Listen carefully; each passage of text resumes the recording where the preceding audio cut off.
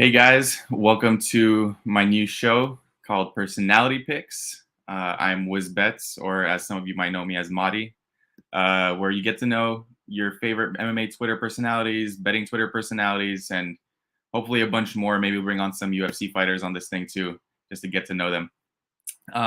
But without further ado, we have a banging guest for this episode.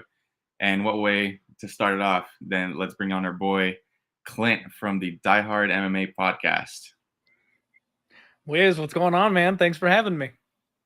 Thanks for being on. And as we were discussing earlier, what a way to start the show. I mean, having you on, you're probably like one of my first MMA Twitter follows. So it's an honor. Thanks for being on. I appreciate it. No problem, man. No, I love hearing that kind of thing. It's pretty crazy going from being the guy following to having people follow you and talk like that, the YouTube and internet generations of people. So it's fun to hear that. It's super cool. And you and I kind of hit it off the first couple times we chatted. So when you hit me up for this one, I was like, that's a great idea. I love it. So I'm happy to be here.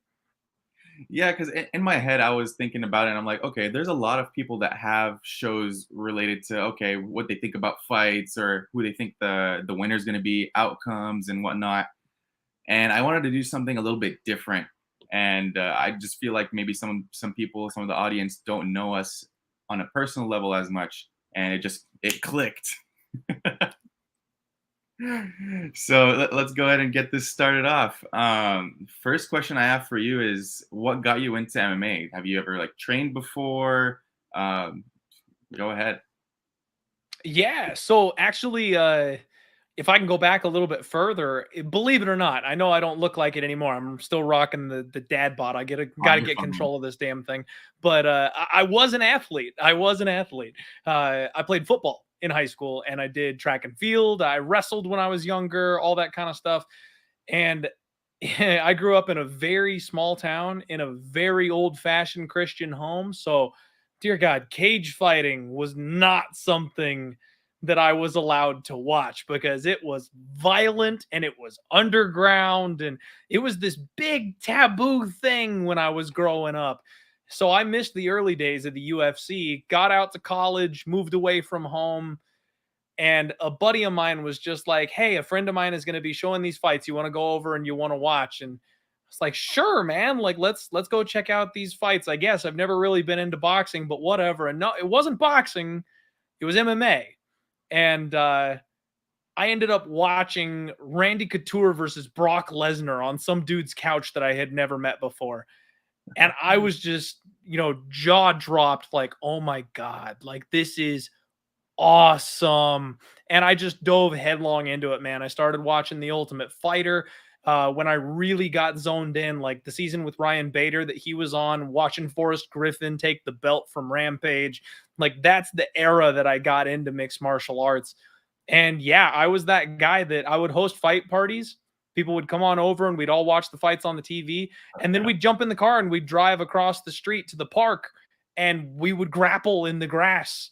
And I probably broke my buddy's arm one time because I got him in an arm bar and had no idea what to do with it, but kept on yanking on it until he screamed and tapped. So like dumb shit like that. That was absolutely me in college. And then I started doing jujitsu. So I trained jujitsu for a while, and then I was just kind of a casual fan at this point. You know what I mean? Not really super into gambling or betting or anything, but loved my training. And college happened and I was dating this girl. We started getting more serious, moved away. So I left my gym and I actually started training at Power MMA and Fitness in Phoenix. It was Mhm. Ryan Bader's gym, the gym that Yeah. he and CB Dollaway opened up. And I was like, oh shit, like I'm going to be down the street. This guy got me into MMA. I'm going to train at his gym. Like this is going to be awesome. So I started doing, boxing and Muay Thai classes there at the gym. And then, next phase of life happened and I hadn't started the gambling of the podcast thing yet, but it was time for me to, get out of college and get a job and get married and all that kind of stuff happened. So all that kind of faded away, took a back seat, unfortunately. Mhm. I went back to my original gym and was determined to get my blue belt in jujitsu before I kind of hung it up for a while. I had to hit that benchmark at least, man. And that's when the podcast happened and I started really taking off and getting serious into it and stuff. And I'm damn sure going to get back to training, but now I've got a daughter. So dad life is really the priority right now. I can stay close Yeah, to the sport. I can do the podcast thing, but my own personal journey as far as mixed martial arts and stuff like that goes is just kind of on hold at the moment. I'll get back to it though. definitely. And you know what? It's that thing where you have something in the back seat and you just still want to go for it. You still feel the urge to like, "Ah, I want to train. I want to try and level up, go to a brown belt, and try to Yep. eventually get a black belt at some point." That's the thing with me. It's like with jujitsu, I feel when I go and I train jujitsu, it's like, okay, I kind of like it, but I'm more into the striking aspect of things. I like the boxing and the kicking and all of that stuff and the counters. That's why when I'm watching like a strikers matchup, like the Burgos and Jourdain fight, I was like, just stay on the Oh, that feet. was fun. I want to Yeah. see this masterpiece on the feet, please. I hear But you. man, No, dude, it's funny. Martial arts, they speak to different people. You know what I mean? Um, I took to grappling like a fish in water. Like I just my it's funny actually looking back on it. My coach, who's a black belt under Higan Machado, pulled me aside and was like, Clint, I don't tell people this. He's like, you could do this. You are extremely good at this. If you took this seriously, you could be a really good jujitsu player. And it's funny because as I got older, I remember that moment like it was clear as day. At the time, I'm a just recently out of high school athlete who's been a starter on the football team his entire life going, yeah, no shit, coach, I'm really good at sports. I'm an athlete. I'm a badass. And now that I get it grown up, I'm looking back and I'm going, fucking hell, that guy didn't tell anybody that. I must have been really good. And I'm like, shit, I could have been like a high level jujitsu guy and I didn't focus on it the way I needed to because I was an idiot. But yeah, it's funny because different people take to striking, different people take to grappling. I thought I was going to fight, man. It was always like a bucket list for me to fight. I competed in jujitsu contests. I've got medals. I did very well at the low level, very low level. I'm not going to pretend like I'm a badass, very low level. But I started transitioning into striking because, of course, you got to be able to strike if you're going to fight, right? So I exactly. thought I was going to be a striker. I'm thinking striking's awesome. It's cool. It's badass. I'm quick. I got hands. I can do this. And then the coach brings in this little Mexican kid. And I'm like, coach, I got like 30 pounds on this guy. Are you sure? And he's like, oh yeah, no, it's fine. This dude whooped my ass. Like I have never been beaten the way this kid that like his head came to my shoulder and I couldn't keep up with his punches. I had no idea where he was going. I would swing and all of a sudden he wasn't there and my ribs hurt. Like it was the most humbling experience of my life. And I went, yeah, maybe striking's not for me. So I And I respect consider it anybody that can super strike, personal. man. Like you posting the bag work and stuff all the time. I love it. And anybody that can legitimately get out there and strike, I commend you because for whatever reason, jujitsu clicks up here. The striking does not. I've been dropped more times in sparring than I care to mention striking. And you know what? I have it relates to a personal experience with me that goes on week in, week out at training with a similar dude that's a little bit shorter than me. I probably have like 30 or 40 pounds on him, but he's just so goddamn fast. And you try to hit him, it's like you're punching air. You couldn't be worse. You're like, okay, your favorite It's really fighter, frustrating. Sam. Sam Hughes. I feel like I'm Sam Hughes for a second. Like, There you okay. go. Oh man. Dude, good answer. Good answer. Thank Uh, you. uh, what was the first fight that really like hooked you? Like besides the first fight you ever watched, like what was a fight where you can recall memories of you just being like flabbergasted, like amazed, just watching it. You want to rewatch it over and over and over again. It really was Forrest Griffin versus Rampage. Okay. When Griffin took the title from Rampage Jackson, man, I don't know what it was, but Forrest had that perfect combination of being a badass and also being funny that like I really got attached to him. He was just hilarious always. His season of The Ultimate Fighter, him playing pranks back and forth with Rampage, and of course Rampage Yeah. is this murderous power punching legend in the sport at that point. Like I was just completely absorbed by the fact that you've got this guy that they dragged out of the stadium to fill in because a fighter got sick at the last second and withdrew. Like, that's how his MMA career started. He's just such an animal that they're like, hey, yo, we had a fighter fall out. Anybody want to fight? And Forrest was like, fuck it, sure. Like, so he comes out and fights, and that's how he got his start in MMA. And here he is fighting one of the most famous fighters on the planet for a title. Like, I loved his story. Absolutely loved his story. And the fight itself, I mean, it wasn't anything special. It wasn't Yair Rodriguez versus the Hmm. Korean Zombie. It wasn't some insane level of fighting. But it was the first one. It was the first one for me that was like, shit, these guys do more than just punch each other. Like, you know what I mean? That Yeah, it elevated the game for me, that it was a back and forth enough affair, and there was enough tweaks and different styles used in the fight that I started really appreciating MMA as art that night. And yeah, man, that fight will stick with me always. I love that fight. I agree. That fight was crazy. I rewatch it till this day, and I rewatched that Ultimate Fighter season so many times. There's this channel on YouTube. I can't seem to remember the name, but they do like 30-minute recaps of every single Ultimate Fighter season. So there's Oh, this that's one cool. night where I was up until like 5 or 6 in the morning just watching like a ton of seasons. So I'm fully caught up because I didn't start watching MMA like that early. For me, it was a transition from WWE to thinking like, man, I just figured out that this shit's acting. It's not real. I need something that's real because I enjoyed the violence aspect of it, but then when I found out that it wasn't real, I was just like bummed. And then I found MMA, and I That's remember the funny. first fight I watched was Conor McGregor versus Eddie Alvarez, and that knockout just had me amazed. And I was like, okay, let me look Yeah. into these guys. Let me see who Eddie Alvarez is, who Conor McGregor is. And that's where like the analytical side of me came in. It's like, okay, let me see if they're more like strikers. Because back then it was all like specialists for the most part, from what I remember. And now we just have people that can do everything. So it makes it that much harder when it comes to capping or to trying to analyze who you think is going to win versus who actually is. That's the art of it. Oh man. That's And what awesome, what man. really like led you into like the betting side of MMA? Because I know that everyone has a different story when it comes to that.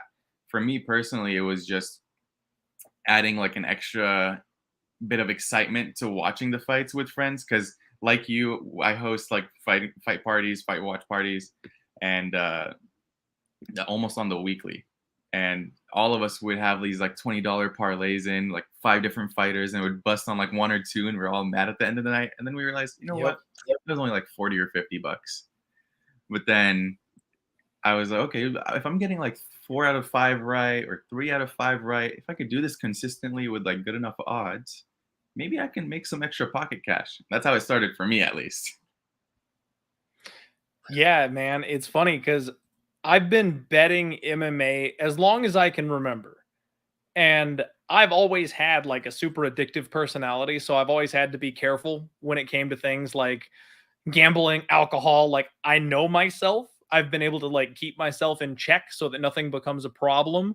Uh, but early on, I would bet on MMA when I would gamble on other stuff. You know what I mean? So like me and my then girlfriend, now wife, we would run off to Vegas for the weekend. I was young, I was dumb, fresh out of college, had more money than I knew what to do with. And instead of being smart with it and saving it, we would run off and gamble. That's what we like to do. We would run off to Vegas for the weekend, and I would spend, $2,000 on a weekend, drop of a hat, no problem. When I should have been, paying off my freaking student loans and saving that money up and stuff. I was an idiot, but I would go to Vegas, play the craps tables, play some Pai Gow, and then the fights would be on, and I would go put 20 bucks, 25 bucks on a fight. Same as you, just same idea as you. As I would just, throw a little bit of money. But then I would go sit at like a blackjack or a pie gow table, and I'd blow $100 in 15 minutes. And all of a sudden I was like, that doesn't add up. Like, I got this fight right and I made 20 bucks. But while that fight was happening, shit, waiting for these guys to walk out, I lost $100 at this table. So like it took me a while to realize that I needed to kind of flip things around, and you could actually, make some money gambling if you played it right. I actually really got serious playing poker for a long time. I thought I Mhm. was going to be like a semi-professional poker player, have a day job, and as soon as I got out of work, run to the casino and take some money off of the tourists and stuff like that. And for a long time, I did that. I actually was pretty successful playing poker. Again, kind of like my jujitsu life, very low level. At the bottom rung, I was successful, and I was pretty good at poker. I was pretty solid at poker. But then life got in the way. That same time that I transitioned away from training, that was during my poker playing years. So I couldn't go to the casinos to play poker as much because now I had a daughter and I needed to be home and take care of her. I couldn't go to the gym because I was at home with my daughter taking care of her. And that's kind of when I made the shift of, well, I can't go to the casino, right? I can't go play poker and take people's cash, but I could plug this bet in and I could see if I win on this fight on Saturday.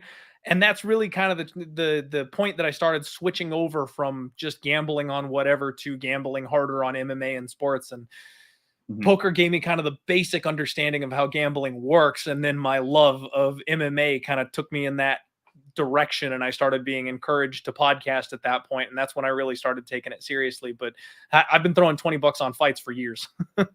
Oh my god. Yeah, I mean, like you said, it's everyone is drawn to it because you see it everywhere now. When they're broadcasting these fights now, they're giving you odds. They're giving you ROI percentages as favorites, as dogs, and it's crazy how much sports have gotten into like how they've mixed in the gambling world with sports. Because back in the day, when you would say something like that, people just stare at you and like, oh, what is this guy saying? Gambling on Yeah. sports, as if it was like something very very wrong, and it was unheard of. And now it's just everyone's used to gambling and betting on sports, and there's these commercials about all these different apps, and there's like 5 million different apps to Things bet. have And changed, man. yeah, things have definitely changed, and I kind of like it. It's a little bit more open, even though like gambling is still not, at least on sports, still not legal in every single state. I'm hoping California does next. Cross your fingers, man. I don't know what's taking California so damn long. Arizona, we've always been one of those states with a stick up our butts about things like this. I don't know how we got gambling legalized before you guys did. It doesn't make sense to me. Hopefully California gets in gear here for you guys because you should have it by now. I hope so. I hope so. Now, when it comes to like your handicapping style, are you usually more of a like more risk averse or risky, or you try to look for as many dogs as you can, favorites? What would you describe your style as? Because for you me, know, something to start off, I was more like, okay, very risky. I don't care. I'll just put it on there. If the number just grew with $20, I'm cool. And then it just switched. Yep. It's funny. We go through like an ebb and flow in our gambling lives, man. And it's funny. Anybody, you've seen the results I've posted this year. Anybody that's been watching me this year thinks of me as an absolute wild man that takes the longest odds possible and probably is the easiest fade in the MMA gambling game today.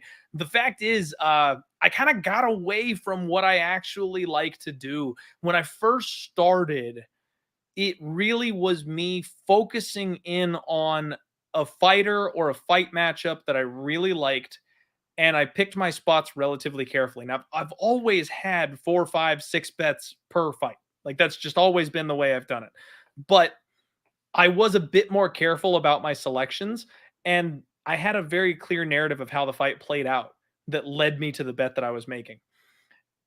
And honestly, the podcast, at first I felt it strengthened me in that area, and I started bringing guests on and talking to people who are much better gamblers than I am and much smarter people than I am about mixed martial arts and technique and styles. And I think there's an element of keeping up with the Kardashians that I've kind of had recently where you see the success that some of these guys have online and you're like, "Fuck, I need to have a night that's big. I got to be able to win and show off that winning ticket, have the sweep of the night." And there's a little bit of that I think kind of got to me this year. And not only that, but things of, and that's not answering your question at all. I'm going to talk Please, about, you do you. Like I said, it's free flowing.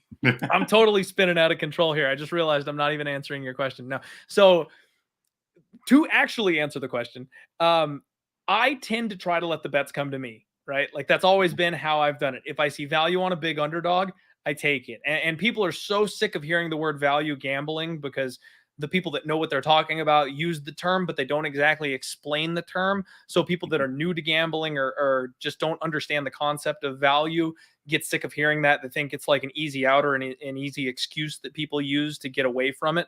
There can be value on favorites also, folks. Value essentially just means that the line is off. If an underdog of plus 200 should be plus 115, that is value on the line. If a favorite is minus 140, but they should be minus 200, that is value on the line. So like people need to kind of understand that. That's what I've always tried to do is look at it and go, how many times out of 10 does this guy win? Right? Do I think he's going to win here? Does he have a clear advantage here? There've been a couple of points where like I've identified a single technique that I'm like, I have seen that guy get cracked by that 10 times, but no one's been able to quite put him away yet. That's his best punch. I'm betting that guy. Like, you know what I mean? Like, so Yeah. it's kind of I'll be honest, man. I'm a casual. I'm a very simplistic style better. I am more of a feel better than a number analytics guy, but it's my lifelong fandom of MMA and my watching and understanding of these fights and the fighters and the techniques that leads me to my bets. That's kind of how I do things and how I've always done things. I'll be honest, 2022 has been an awful year for me on like a personal level. And I think the combination of that kind of draining me mentally and then also having the pressure of the podcast and giving out my opinions and my picks has led to this combination of awful luck and awful picks for this skid that I've been on here in 2022.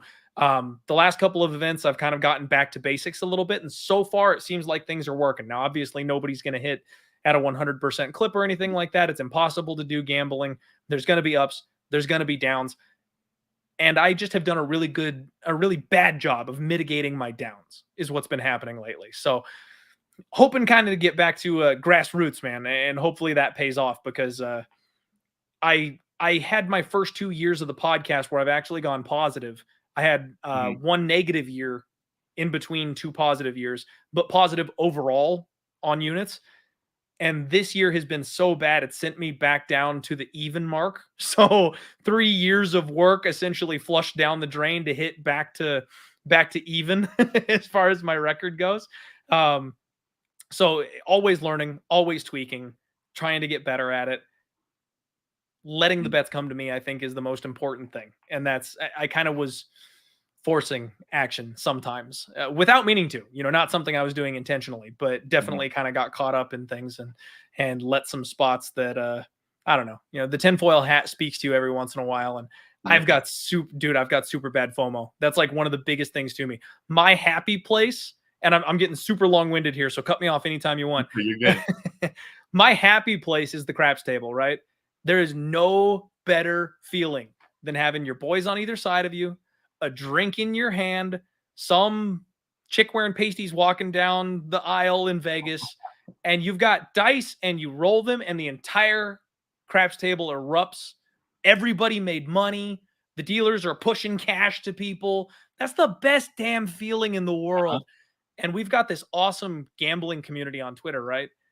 And when 4 of your buddies pick a guy and you're like, I didn't think he was going to win, but oh man, I don't want to be the only guy that doesn't cash on him. You know what I mean? Like you start kind of swaying from your 100%. process to be involved. You want people to cheer for you. You want to cheer for other people. If you and your boys, you see 2 or 3 people all cash the same ticket, you're like, fuck man, I should have been on that with them. Like, that's the kind of thing that's been really getting to me lately. And I think it's something that pretty much everybody, myself specifically, though, need to kind of focus on steering a little bit away from, because it's something that can really disrupt your process. Exactly. And you know what? I fall into the same thing. Like, as you know, I bet on almost every freaking sport. And Me too. I have a little like group chat with my brothers and a couple of friends. And when I remember when I first started, we would all post our baseball picks in there, and I would see like 4 of them on the same team. And I'm like, you know what? I don't see it, but I'm just gonna do it because if we win together, and if we lose together. And it's fine. That hurt me so much, because it came to a point where I wasn't trusting myself as much. I was just waiting for them to send their bets and stuff like that, and see which ones aligned, and how many people. Like if it's common between 3 people, I'm this confident, and if it's between 4, I'm even more. Yep. Yep. And It's a think tank. exactly, exactly. And I came to a realization where it was like, okay, I need to start trusting my own reads. And I think that's how I got started actually taking this thing seriously. And with MMA specifically, they'd come to me for MMA bets Mm. from as long as I can remember. And back then, I didn't do tape study at all. I was just going based off of memory of their last couple fights that I can remember. It wasn't anything like specific to where, okay, I see a weakness here that this guy can take advantage of. It was solely based off of memory. And you know what? I did pretty decent. It wasn't as good as I would hope it would be, but it was all right. And once I figured out that people can actually like go back and watch these fights, and my brain just like unfroze for a second, like, why do I do this? I'm looking through stats on baseball, and I'm like, okay, these guys just won. They got swept by X team, and then Y team beat them by 5 runs. So this mathematically should be right. I could do the same thing on MMA, but I just have to watch the fights. So creating the time to do the tape study and do a deep dive and writing notes is what took me a little bit to get used to. But once I got it dialed down, that's where I feel like, okay, that's when the change. I got over the little hump, and eventually that's what led me to following you, following Lucrative, all you guys. And what's funny is my boy MMA locker room. That dude was my assistant manager at my old job. Oh, no way. Yeah. I love that dude. Small world. He told me he was like, hey, can you help me make this like MMA Twitter page? Like help me either with a logo or just give me a name. And I'm like, I mean, we were always talking these fights at work. I was just MMA locker room, something like that, or something along those lines. I don't exactly remember what I said. And I kept seeing him get these interviews with fighters and like bet on stuff and cash tickets, interact with different people, have his own YouTube channel. I'm like, okay, I want to do that. So that's what led me to start WizBets. And here we are, ladies and gentlemen. Small world. I love it. Yeah, I got to give the credit to him. He's what pushed me. I was like, I don't want to miss out on this. It seems like a fun community, and I didn't really have a hobby per se. It was mainly like I used to play a lot of soccer before mixed martial arts. That went down the drain, and then I was like, okay, let me try this out. And so far, so good. I like it. I love the community. The one thing I can say is that everyone's supportive of each other. You have those like random people here and there that try to hate, but it happens to the best of us. But the community support is what I really enjoy, and I feel like you can just discuss fights with anyone. Like I can DM you, for example, like I did a lot earlier on, like a month or two ago, and we just shoot the shit, and it's cool. And I don't even know you like in person, so it's fun, dude. It's fun. It's super cool. It's a great community, and I'll be honest, man, it's come a long way. Because when I first joined the community, it was not that friendly. The trolls and the people that were, oh yeah, addicted to combat. What's up, buddy? I told that story. That's a good story. The trolls were I mean, there probably were less of them because the community was smaller, but they were far more vocal, and they gained a lot more traction and respect because the community was so much smaller. So it was hard to get into in the first place. I love what it's become. I know there's still some psychopaths out there, but for the most part, people are generally cool, and everybody like yourself, like Mills, like now that you've kind of dipped a toe in it, you're like, oh man, like first off, the shit is hard and doing it in front of everybody is even more difficult. So now that everyone's kind of had a taste of that, it's like working at a restaurant, man. Like you'll yell at your server until you're the one having to be the server, and then you're like, "Ah, shit, I should be nice to the servers." Like that's kind of how the MMA betting community is. Everyone wants to rag on it as long as they're behind their computer screens. As soon as you become a personality, as soon as you get an MMA Twitter handle and everyone knows where to find you, if you said something wrong and laugh at you, you're like, oh shit, that sucks, I shouldn't do that anymore. He said that he's putting 5 units on them. Damn. Yep. No, it's cool now. It's cool. I like everybody being able to interact, and it's super chill and easy these days. It's awesome. 100%. And hey, before I let you go, we're going to do a segment that I'm going to start doing every single show, as long as it's with an MMA handicapper. We're going to do a rapid fire pick'em for the next UFC event. Are you ready? I'm all set. Let's do this. All right, let's share the screen. I'm sure you already have your leans, and I know me and you are probably going to be on a couple of bets. So we'll start with the Are we first doing just winner picks or are we doing bets? winner picks. And Okay. if you want to throw in a method, if you feel confident in a method, go ahead. So we'll start off with Eileen Perez against Stephanie Egger. Egger Who do by you hip toss. got? Good choice. I was about to say the same thing. Yeah, judo baby. Judo. Judo throw is overpowered. Next, we got Khalid Taha against Christian Quinones. Taha's gonna bonk him at some point, man. I think Taha's gonna KO him. I feel like this fight in specific has had MMA Twitter in a spiral. This and one more that's coming up. But Yep. this one specifically, I've seen people go on the dog, and I've seen people say that Taha's just gonna boink him, like you said. And I tend to agree with Taha boinking him at I some think point. he's gonna be losing until he boinks him. Like it's just gonna happen at a certain point in the fight. All the people that are on Quinones are gonna groan, but like eventually Taha's gonna clip him. Yeah, and I gotta go with him because he's from the country, from the There you homeland. go. All right, then we got Benoit Saint Denis against Gabriel Miranda. Saint Denis by decision, maybe? Question mark. I tend to agree if Miranda didn't have such a horrible gas tank. I think he Yeah. might be able to put him out in that third round, which has me thinking a little bit.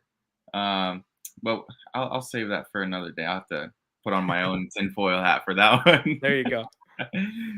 Cool. We got Faris. Oh, actually, no, I skipped a fight. Nasruddin Imavov against Buckley. Now, this one specifically, I've had a little trouble figuring out where I was going, but we'll see. Who do you got? This one's tough. I'm gonna side with Nasruddin Imavov. Buckley showing improvements the way he has. I don't really want to get in front of him from a betting perspective. I feel like the line's maybe a little wide, but I'm gonna pick Nasruddin to end up getting the win. Yeah, same thoughts. I think the line is a little wide. Just probably going to end up staying off. If not, I'll take a little poke on Buckley. This is an interesting fight here. Fares Ziam against Michael Figlak, or Mihal. I gotta say Mihal. Dude, I don't have a good feel on this fight at all. Like, I guess maybe Figlak. Faraz Ziam's grappling troubles are too much for me to look past. So I think eventually Michael Figlak gets him down. So I'll take him to win, but I don't like it. I don't have a bet on that fight. Yeah, I've seen a lot of people take the dog shot on Ziam, and you know what? Rightfully so. I do think it should be lined close to a pick'em, if anything. Figlak has that grappling though. We have to wait and see. I'm excited for that one. There's a lot of exciting fights to watch this weekend, but you can't really get to the counter yet. So, I agree with you there. It'll be a fun card to watch, but it's there. You got to avoid the landmines. There's some spots. Exactly. This one should be fun. Dustin Stoltzfus against Abu Sufyan Magomedov. I'm on the bus, baby. Abus by murder. I think he runs through Dustin. I think we have the same exact bet to win 2 units. Yep, just lay the hammer, baby. I think he's just gonna. I think he's gonna outclass him on the feet. Yeah, and he's not like a prodigy. He's already established, so it makes me a little bit more comfortable. Yeah. Okay, I think this is fight of the night here. Charles Jourdain against Nathaniel Wood. Jourdain, baby. I got to go Team Canada here. Yeah, I tend to agree. Although the Wood grappling does scare me a little bit, I think he's just a little too small. I was gonna say I don't think he's big enough. Charles is hard to hold down, so like maybe he can get him there, but I don't think he can keep him there. Mm-hmm. We saw the scrambling a little bit against Burgos, and Burgos is freaking humongous. Burgos is massive. Okay, this one I don't have too much of an opinion on, but William Gomi against Jarno Ahrens. Same as you. It's tough to call because they're both relatively unknown, but I think I'm going to go with Gomi. I think Aaron's lack of a ground game is kind of his undoing here. And Gomi's got some serious ground and pound, man. I think Gomi's probably going to be the one to get the win. Yeah, I was leaning that way too. So glad that we're thinking alike there. Nasrat Hakparast against John McDessie. 2 people coming off of injuries. Oof.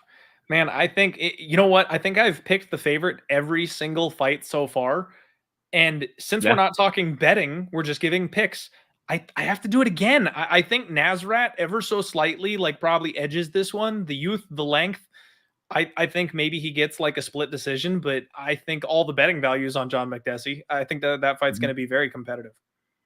Yeah, I mean, I was really excited for this dude Nasser when he was on that little, like I think it was a 3-fight win streak, and he just seemed to fall off once he was tested just ever so slightly. Yeah, crazy. Next up, we got Alessio Di Chirico against Roman Kopylov. What a nasty fight. Um, Oh, so it's gross. Yeah, I'm gonna go with Alessio. Again, the lack of grappling from Hopilov, him being throwing hammer fists while he's mounted. I can't get that picture out of my head. But at the same time, like Alessio's taken some big shots lately, and we've seen his durability finally start to get chipped. And Roman's got a big striking advantage here. So again, another one I'm not touching from a betting perspective, but I think I'll pick Alessio for the win. Dude, Roman really impressed me against Duraev there, I must say. We got Whitaker against Vittori. I'm very biased here, so I'm gonna let you go first. I'm gonna say Vittori. I'm gonna go for the upset, man. I'm gonna say Marvin Vittori has his day in the sun here on Saturday. Yeah, I tend to agree. I'm biased because he trains at the gym that I train at. Oh, nice. So I have to go with Vittori. I think his power and his hunger, uh, he's already a hungry dude, but I think that we're gonna see a knockout here from Vittori, even though Oh, Whitaker is insanely durable. He's been wobbled a couple times in these past couple fights, and man, I feel like Vittori is gonna show out. I don't know. I have a sneaky feeling it's gonna be a finish. you know that KO prop's like 12-1, right? 100, right? Yeah. So I'm gonna keep an eye out on that. Might have to drop a little bit of Okay. Okay. beer money on it, as you would say.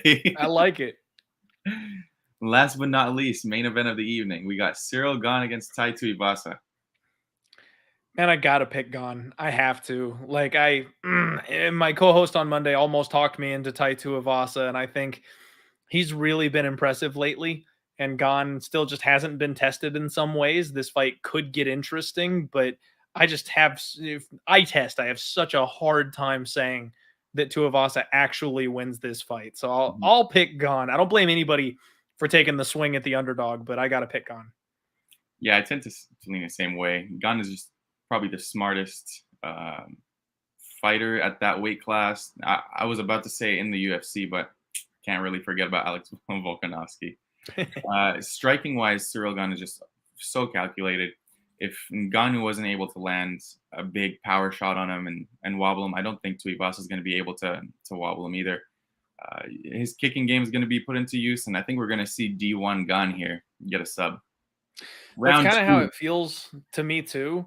The one thing that I can see making the difference maybe is like Tuivasa's leg kicks. If he comes out with the game plan of I can't catch him in the head, but I can catch his legs, if he slows him down, that could be like the one thing that makes a big difference. And in hindsight, we could all feel really stupid for not seeing that coming. Chip away at him for a couple rounds and clip him in like the third or the fourth or something once he can't move quite as well. I could see it happening. But I do think Gon's got just a brutal grappling advantage if he chooses to take this thing to the ground. So yeah, I got to side with the favorite. 100%. No, I agree. But here we are. This is the end of the show. I wanted to thank the audience. Thanks for all the comments and showing support. I really appreciate it. On the first episode, I'm a little rusty here. So I appreciate all. Clint, thank you so much for being on. I appreciate you. And it was a great show. I really enjoyed it. And again, thanks for coming on. Happy to be the test dummy, Wiz. Thanks for inviting me, man. It was fun, fun talking to you. It's one of those weird things where you and I have DM'd, so I feel like I've heard your voice because I've heard you on other shows, but we've never spoken to each other. So this was definitely a cool get together. I appreciate it, and I'm gonna be looking forward to your next couple episodes. I can't wait to see who you bring on next.